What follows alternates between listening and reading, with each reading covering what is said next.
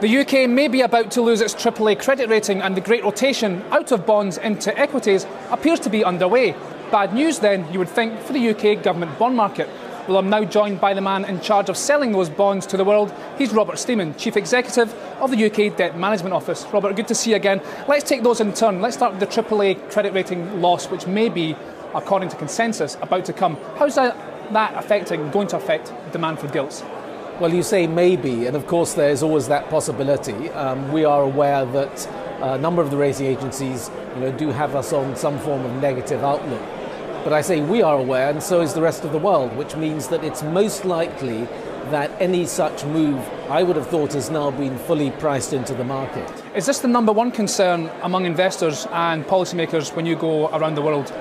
No, actually it's not. I think that generally investors are aware that the number of sovereigns which they want to invest in has been for some time very limited. The ones which actually enjoy AAA ratings, and perhaps not even the ones now which some years ago enjoyed AAA ratings, that hasn't deterred them from buying sovereign debt. We don't think that in the event that we were not to have that rating, it would have much of an impact, if at all, on our market. So what is the number one concern for investors? Is it this so-called great rotation out of bonds into stocks? If that's underway, hundreds of billions, trillions of dollars of cash at investors' disposal, if they're moving out of bonds, that must be a concern for you. Again, not necessarily our concern as a debt manager, is really our ability to be able to distribute all the supply that we have to bring to the market efficiently and effectively. For investors, clearly their concerns, I think, are, if you like, around just the general level of government debt across the world, not just in the UK, but across the world. But those concerns do not necessarily act as a deterrent. Investors will ultimately be the ones, the market will be the ones to determine at what level they want to buy our debt. And if that means at slightly higher yields than we've seen in some of the recent past, so be it. Is this something that you expect to unfold throughout the course of 2013, yields rising, but investors prepared to accept that? The honest answer is I don't know. I don't know what yields are going to do, and I would guarantee you that if I were to make a prediction, it would be wrong.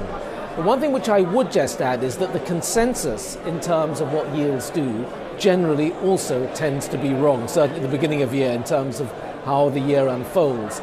And that's an experience, I think, which a lot of us perhaps should take to heart after seeing what's happened in the last few years. So I'm not necessarily predicting yields will go in any direction, but they're probably not going to stay exactly the same either. To me, as long as the market functions efficiently and can price in all sorts of event risk and other things, I don't believe that that's going to be a problem for us or even for investors. Again, from your discussions with investors, is the UK still seen as a safe haven? I mean, this time last year, the Eurozone had an existential threat hanging over it. That no longer seems to be the case. Has that taken away the UK's safe haven status? I think it's possible, yes, to a certain extent. But at the same time, I don't think that's an issue so much for the UK, but as you've just indicated, it's an issue about what is happening elsewhere. It's in the nature of a safe haven that actually people are concerned about putting their money elsewhere. I think that we actually in the UK do potentially stand to benefit from an improved outlook in the Eurozone, from, if you like, less of distressed buying of UK government assets. I'd rather people bought our gilts because they felt that they were fundamentally a good investment rather than thinking we cannot buy anything else. That scenario, the very scary scenario of what's happening elsewhere, is one that can't be good for us either. Many would argue it can't be good for the UK, the gilt market, that the Bank of England holds so many gilts. How are talks progressing with the bank on the possible or the eventual unwind of QE? Well, we stay in constant contact with the bank on operational matters.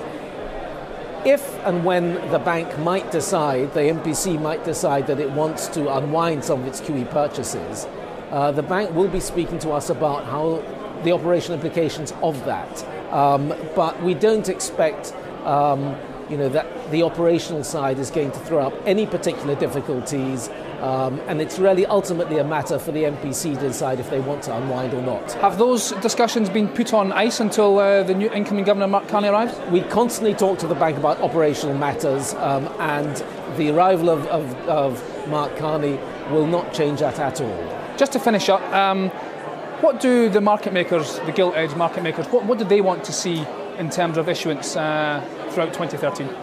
Well, we just had our annual consultation meetings with the market and also with market makers, and there are a number of themes. I mean, generally I think they're very happy with the structure of our borrowing remit, as we call it, during the year that's just finishing. And it's a little bit, say, more of the same in the sense of the structure. There were some isolated calls for a little bit more inflation-linked product.